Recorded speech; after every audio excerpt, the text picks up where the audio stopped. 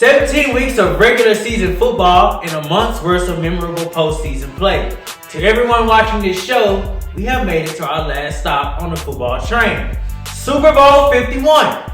And for the last time this season, Monkspot will go as in-depth as possible to break down the two teams set to lay it all on the line this coming Sunday. It's been fun, but all good NFL seasons must come to an end. This segment is going to be your usual, but with a twist. I will break down the two teams by position, comparing them to see how they stack up against one another.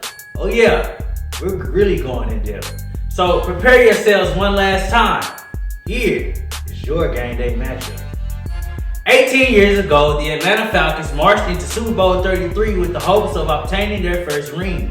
But their wings were clipped and they were left high and dry. Now 18 years later, Atlanta seeks to once again claim its first Super Bowl as they take on the team that isn't new to the championship scene, making its ninth Super Bowl appearance, the New England Patriots. It's only right to start with the generals that have led their team to this stage in the game. The legendary 39-year-old Tom Brady may go down as the greatest to ever spin the rock. He's led the Patriots to 6 Super Bowl appearances and was able to claim 4 of them. In those games, Brady hasn't missed a beat, throwing for over 1,600 yards and 13 touchdowns with a 95 quarterback rating, giving him sole possession of several Super Bowl records. Now, Brady is the most mobile quarterback, but he will present the Falcons with the challenge of defending a timed passing attack with one of the quickest release times of 2.39 from snap to throw. His counterpart, Matt Ryan, or as we all know him to be as Matty Ice, will be leading the Atlanta Falcons into their second Super Bowl appearance with one of the most prolific offenses to date. He has the quarterback tools to shred any defense on any Sunday, which is credit to the Falcons putting up over 30 points in 14 of their games last season. Ryan has always been a numbers guy, with stats that surpasses that of Brady's this season, throwing for over 5,000 yards and 38 touchdowns, meriting him legit MVP conversation. But his greatest weapon has been against the blitz, where he completed 50% of his passes while leading the league in yards per attempt with about 7.5, which puts him at an advantage facing a Patriots defense that ranked near the bottom with contact made on the quarterback. Now we shift our focus to the rushing attack of each team. At one point early in the season, LeGarrette Blount led the league in rushing, but due to Brady's return, he will go to lead all backs in rushing touchdowns with 18. The re-emergence of the shifty Dion Lewis will also help, as he has the ability to gas the Atlanta defense with his quickness. The downside is the Patriots average about 3.8 yards per carry, which isn't very ideal for early down situations. On top of that, after contact, they only average about 1.5 yards, putting them at 23rd in the league. But the pass rushing attack should not be taken lightly, facing a defense that gives up 4.5 yards per carry. The Falcons come into this game with rushing frenzy.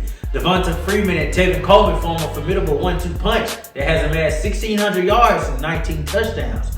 But will their challenge of establishing the ground game be tougher than the Pats? New England's defense ranks 4th in the league against the run and have only allowed a run of 20 yards or more 3 times with just 6 rushing touchdowns on almost 400 attempts, which are lowest in the league. Of course, the Falcons are on the top 5 rushing threat for no reason, since both Devonta Freeman and Coleman average almost 5 yards a carry. Super Bowl highlights usually happen through the air. Time to put the spotlight on the passing game and the wide receivers. Question: name the pass receivers not named Julian Edelman. Don't worry, I'll wait. No question, huh? The system of Bill Belichick has allowed guys such as Chris Hogan to flourish. Using a plethora of slot receivers, the Patriots' passing attack is rather efficient, and this is all without the help of tight end Rob Gronkowski. With the use of screens, flats, and inside routes, Brady is able to attack defenses from all areas of the field, including out of the backfield with the use of running back James White, who is second on the team in receptions. The high-flying Falcons, on the other hand, utilize the speed to take the top off defenses, with the front runner being wide receiver Julio Jones, who despite his foot injury has not missed a step at all. Aided by Mohamed Sanu and Taylor Gabriel in the slot, the Falcons have the 3rd best passing attack, averaging about 295 yards a game. Expect the pass defense to be on their heels. Being a middle of the pack defense against the pass isn't encouraging against receivers that can take it to the house anytime. Now, offenses win games, but as the saying goes, defenses win championships. No one knows as of yet how good the pass defense actually is. I mean, there's been no offense that's actually tested them until Sunday. But do they actually have the pieces to stop Atlanta? The game will feature the number one scoring defense against the number one scoring offense. So in order to cover the Falcons' weapons, I still expect the pass to be in their base defense, which features about 5 or more defensive backs, but enough down linemen to handle the run game. The key for New England will be to get pressure, which is their main weakness for reasons I stated earlier. So expect defensive coordinator Mike Patricia to disguise some blitzes and confuse Matt Ryan. Now, things will get a little dirty for the Dirty Birds on defense. They give up about 25 points a game with a little ability to stop the pass, which is in favor for Brady and his offense. Enter linebacker Vic Beasley, who enjoyed an all-pro season with 15.5 sacks, so it will be on his shoulders to bring on the pressure on Brady in passing situations. But here are 2 key calls in the Falcons defense. They know how to cause fumbles, seeing as they have 17 on the season. And most of all, but slightly overlooked, they play fast. So, I've laid most of the personnel and stats out for you guys. The question is, how will it all play out? Brady and Belichick hope to further extend their legacy as being the greatest quarterback coach duo to ever do it, while Matt Ryan and the Falcons hope to cement themselves in Super Bowl history. Head coach Dan Quinn's team is hungry for a win, but Tom Brady walks into this game having been here numerous times already. And if you give Bill Belichick 2 weeks to prepare, well, it almost seems like another day at the office. Ladies and gentlemen, prepare yourselves for one of the best Super Bowl games to ever be played. But it would be Brady that adds the Falcons to his list of accomplishments for the Hall of Fame.